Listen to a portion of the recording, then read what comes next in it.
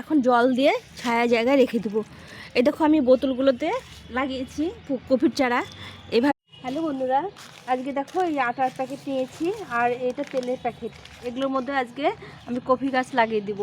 এই যে শুকনো পাতাগুলো শুকিয়ে রেখেছি এগুলো একদম নিচে দিয়ে দেবো, এটা জলটা হয়ে যাবে, পচে গিয়ে সার হয়ে যাবে। এইভাবে এই যে শাক সবজি এগুলোর খোসাগুলো দিয়ে দেবো। জৈব সার, খোল আর মাটি করেছি, মাটিগুলো দিয়ে দেবো।